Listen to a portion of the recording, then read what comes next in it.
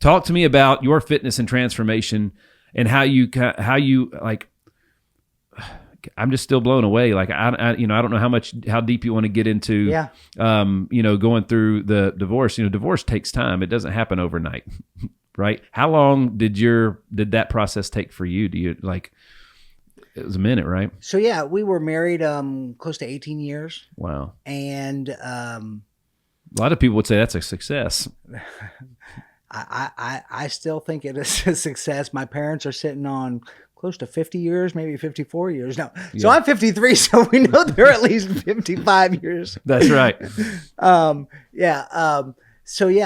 Married 18 years and just found myself in circumstances, and I think that there's no finger pointing here. Yeah. The circumstances are what they are, and I found myself in a couple moments where the road goes two different directions. Yeah. One was during the marriage. I remember we had lost a friend to cancer, and I was type 2 diabetic, weight control, finances were a mess. I was disconnected from my spouse, and I was downtown. I had just gone to this funeral, and I'm driving back on I-24, and it is pouring rain. Like you can't see 10 feet in front of you. Mm-hmm. And I'm bawling. Okay. Like there's more tears coming out of my eyes than outside. Wow. And I pull over to the side of the road, and I'm just sitting here. I was like, I don't know what to do. Mm-hmm. I have no idea what to do. I was like, but what I do know is I'll get home, and my wife and we can get through this. Wow. We're best friends. We'll get through this. So I dried off my eyes, drive down a couple more miles, turn down my neighborhood, and I drive down my street, and I look, and we got one of those big old 15-passenger vans with all the kids, mm-hmm. and it's gone. Okay. And my life I just sunk because my wife had packed up the kids and taken them. Wow. I didn't know that. And that was a couple years prior to the divorce. That was just kind of a awakening for me. Okay. Because I felt that she and I were we could get through anything together. Mm-hmm. Well, we got through that struggle, and we worked really hard. We went marriage boot camp. We did a lot of different things.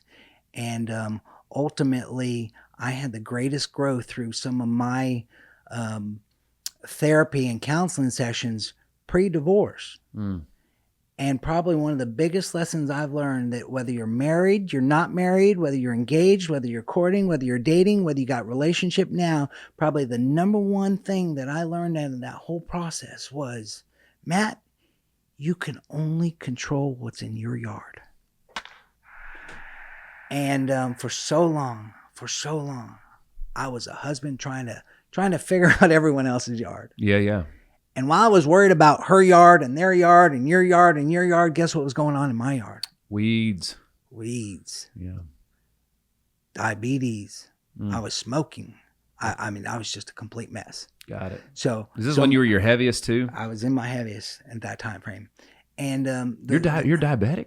I've turned it down. My A1C back then was probably a 13.7. I just hit a 5.6 last time around. Man.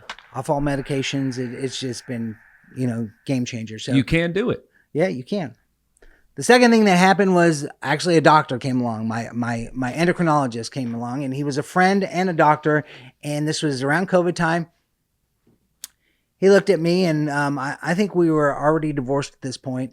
And he looked at me and he said, Matt, he said, I got to tell you, he's like, if you continue down this path, you're going to die and your kids won't have a father. Wow. And he's like, I'm taking off my doctor hat. I'm putting my friend hat on. And he's like, you need to quit smoking. You need to fix it. And it was like, I stopped smoking that afternoon and I haven't touched a cigarette then. That's awesome. It's been March of 2020. Wow. Hadn't touched a cigarette since then. It was what you called earlier about looking for the abs. It was an identity shift. Okay. And that's what you have to do. And I've had 2 or 3 identity shifts because that was the first journey of identity shift. I became a non-smoker. There you go, baby. I use those words. I'm a non-smoker. And then I became alcohol free. And then it became sugar-free. And so those were used, I affirm every day in my life. I'm a non-smoker. I'm sugar-free. I'm alcohol-free. So I changed my identity. So then about 3 years ago, again, I packed on some weight. Sugar's out of control. Life is going crazy. I've got custody of the kids. I'm running around crazy. Like you were talking about the school, got this thing, trying to practice law. And I found myself struggling again. And I joined a program. And it's funny you say you were after the six pack. I connected with a guy online. His name Mauro Stara, and he runs a program called Six Pack CEO. And that sounds kind of crazy. It sounds kind of vain. I've heard of that. Yeah. And I was not pursuing it for the six pack. I was pursuing it because I saw all these successful businessmen, what were professional CEOs, accountants, lawyers, but they were being successful. So something about this guy was working. Right. And I just doubled down, and it was a healthy investment financially. And I linked up with Mauro, and I haven't turned around since then. And over the last two or 3 years, I've had 2 broken feet. I've had some kidney issues. I mean, you name it. I've had every reason to stall out, and I'm still in the program. And like I said, I'm about 20 pounds shy of my program, but the identity shift now is the guy who makes the decisions now is Fit Matt. There's Fat Matt and Fit Matt. Yep.